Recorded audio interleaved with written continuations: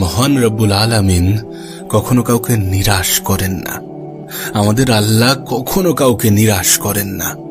আপনি কি জানেন এই বিষয় নিয়ে আল্লাহ পাক বলেছেন যে কেউ হাত তুলেছে আল্লাহর কাছে, সেই হাতকে খালি ফিরিয়ে দিতে আল্লাহর লজ্জা হয়, এটাতে আল্লাহর লজ্জা বোধ হয়। আপনি দেখবেন আমাদের মধ্যে যাদের সম্পদ আছে, সামর্থ্য আছে, বড় একটি মন আছে, তাদের কাছে যখন কেউ হাত পাতে তখন তাদের ফিরিয়ে দিতে, তখন সেই খালি হাত ফিরিয়ে দিতে যেন একটু লজ্জা বোধ করেন। কখনো কখনো মনে হয় না যে কেউ একজন দয়ার সুরে অসহায়ের মতো হাত পেতে চাইছে, তাকে কিভাবে ফিরিয়ে দেব? আসলে দান সাদকা করার জন্য যতটা সম্পদের প্রয়োজন, তার থেকে অনেক বেশি মনের প্রয়োজন, তার থেকে অনেক বড় মনের প্রয়োজন। দেখবেন অনেকের অনেক সম্পদ আছে কিন্তু দান সাদকা করতে চায় না। দান সাদকা তো দূরের কথা, যাকাতটাও ঠিকঠাক ভাবে দিতে চায় না। আপনার আমার দেশের যত অর্থশীল মানুষ আছে, যত কোটিপতি আছে, তারা যদি প্রত্যেকেই ঠিকঠাক ভাবে যাকাত দেয়, তাহলে এদেশের অসহায় মানুষগুলো কি না খেতে পেয়ে মারা যাবে? কখনোই কিন্তু তা হবে না। আসলে দান করার জন্য, সাদকা করার জন্য মন লাগে। আমাদের আল্লাহ এটাকে অনেক সুস্পষ্টভাবে উল্লেখ করেছেন যে যখন কোনো ব্যক্তি, যখন কেউ আমার কাছে কিছু চাই, তখন আমি তাকে খালি ফিরিয়ে দিতে লজ্জা বোধ করি। আমরা যখন দোয়া করি তখন কিছু বিষয় ঘটে, হয় দোয়া করার সঙ্গে সঙ্গে জিনিসটা পেয়ে যাই, না হলে পরবর্তী সময়ে পাই, আর না হলে আল্লাহ পাক সেটাকে তুলে রাখেন আমাদের সুদূর ভবিষ্যতের জন্যে। পরকালে যখন আল্লাহ পাকের সামনে আমরা দাঁড়াবো, তখন আল্লাহ পাক আমাদেরকে বলবেন যে তুমি দুনিয়াতে এই সকল জিনিসগুলো চেয়েছিলে, আমি দিইনি, আসলে তোমার জন্য এগুলোকে সঞ্চিত করে রেখেছিলাম।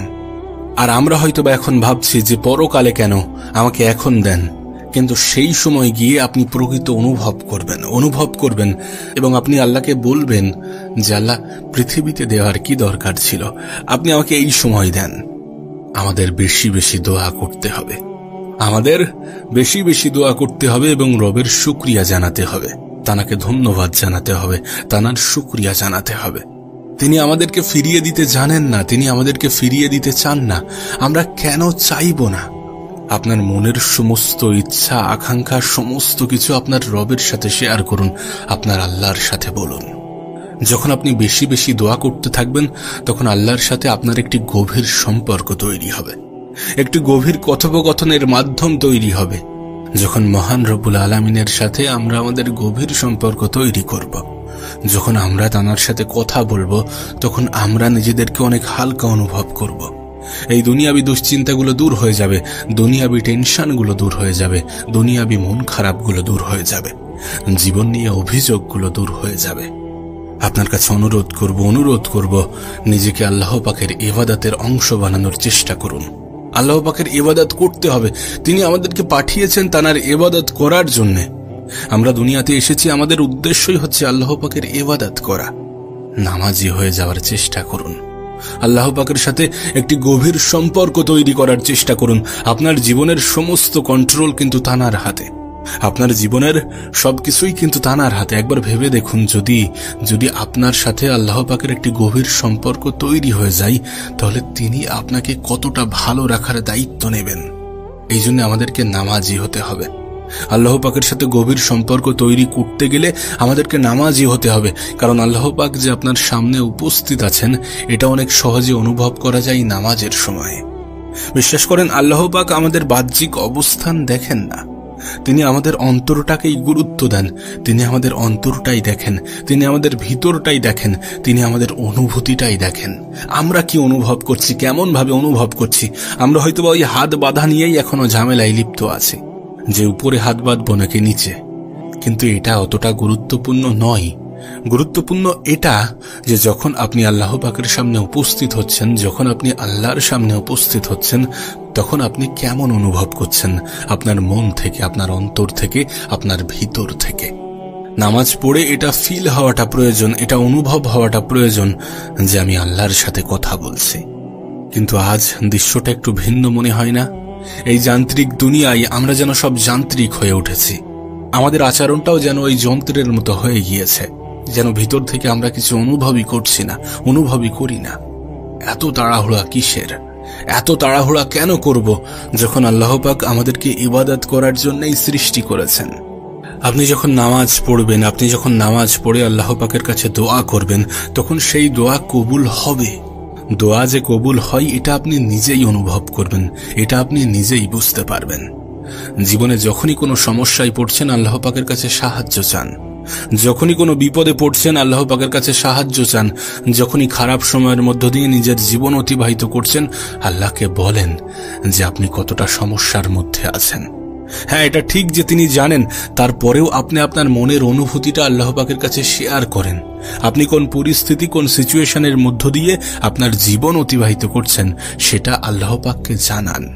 দেখুন, জীবনের সমস্যাগুলো সেখানেই বলা উচিত যেখানে বললে সমাধানটা পাওয়া যাবে, যেখানে বললে সমাধানটা আসবে। আর যদি বিষয়টা এমনই হয় তাহলে আপনার কি মনে হয় না আপনার মনের কথাগুলো আল্লাহ পাকের কাছে পৌঁছানোটা প্রয়োজন?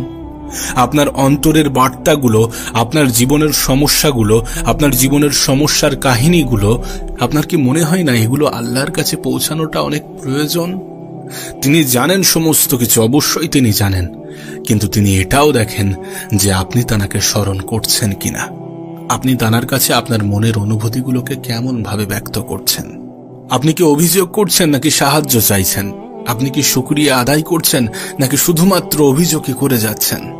আমরা আমাদের জীবনে যতটা পেয়েছি সেটার জন্য শুকরিয়া আদায় করাটাও প্রয়োজন। সেটার জন্য শুকরিয়া আদায় করুন। যেটা আপনার প্রয়োজন, যেটা পেতে চান, সেটা আল্লাহ পাকের কাছে শেয়ার করুন, আল্লাহ পাকের কাছে বলুন, এবং আপনার রবের উপরে বিশ্বাস রেখে একটু ধৈর্য ধরুন। হ্যাঁ, আপনার রবের উপরে বিশ্বাস রেখে একটু তো ধৈর্য ধরুন। আবারও বলছি, তিনি কাউকে খালি হাতে ফিরিয়ে দিতে লজ্জা বোধ করেন। আপনি আপনার রবের কাছে বলুন যে আল্লাহ আমাকে নূর দান করুন, আমার ডানে বামে সামনে পিছনে উপরে নিচে সমস্ত দিক থেকে আমাকে নূর দান করুন। এই নূরের প্রয়োজন আছে, তার কারণ কি জানেন? আজ পৃথিবীটা অন্ধকারাচ্ছন্ন। আজকের দিনে দাঁড়িয়ে এই নূরের অনেক বেশি প্রয়োজন। কবরের জীবনে শুধু অন্ধকার আর অন্ধকার, সেখানে থাকতে হলে তো নূর লাগবে, আলো লাগবে। হাসরের মাঠে থাকতে হলে আলো লাগবে। কখনো কখনো আপনার আল্লাহ আপনাকে কিছু কিছু খারাপ সময়, কিছু কিছু কঠিন সময়ের মুখোমুখি দাঁড় করাবেন। আসলে তিনি হয়তোবা এটা দেখতে চাইবেন যে আমরা আমাদের খারাপ সময়গুলোতে কেমন রিয়্যাক্ট করি, আমরা আমাদের কঠিন সময়গুলোতে কেমন রিয়্যাক্ট করি। আবার কখনো কখনো তিনি আমাদেরকে অনেক কিছু দেবেন, সেখানেও তিনি দেখবেন যে আমরা আমাদের ভালো সময়গুলোতে কেমন রিয়্যাক্ট করছি। তবে আমাদের রিয়াকশন, আমাদের আচরণ কেমন হওয়া উচিত জানেন? যখন আমরা খারাপ সময়ের মধ্য দিয়ে জীবন কাটাবো তখন আমরা ধৈর্য ধরব, আল্লাহ পাকের উপরে বিশ্বাস রাখব, এবং যখন ভালো সময়ের মধ্য দিয়ে জীবন কাটাবো তখন রবের শুকরিয়া জানাবো, কোটি কোটি শুকরিয়া জানাবো। একটা কথা মনে রাখবেন, আপনার আমার রব প্রশংসা শুনতে ভালোবাসেন। আমরা মানুষ হয়ে যদি এতটা প্রশংসা শুনতে ভালোবাসি, তিনি তো এই পৃথিবীর পরিচালক, তিনি তো আমাদের জীবনের নিয়ন্ত্রক, তিনি তো সমস্ত প্রশংসার দাবি রাখেন। তাহলে তিনি কি প্রশংসা পাওয়ার যোগ্য নয়? অবশ্যই তিনি প্রশংসা পাওয়ার যোগ্য, এবং তিনি প্রশংসা শুনতে ভালোবাসেন। আপনি দেখবেন আপনার জীবনের সমস্ত সমস্যাগুলো, সমস্ত দুঃখ কষ্টের কথাগুলো যখন মানুষের সামনে শেয়ার করবেন, তখন কিছু মানুষ হয়তোবা এমনিতেই উড়িয়ে দেবে, কিছু মানুষ হয়তোবা হাসি তামাশা করবে, কিছু মানুষ হয়তোবা একটু আফসোস জাতাবে, কিছু মানুষের শুনতে হয়তোবা একটু বোরিং লাগবে।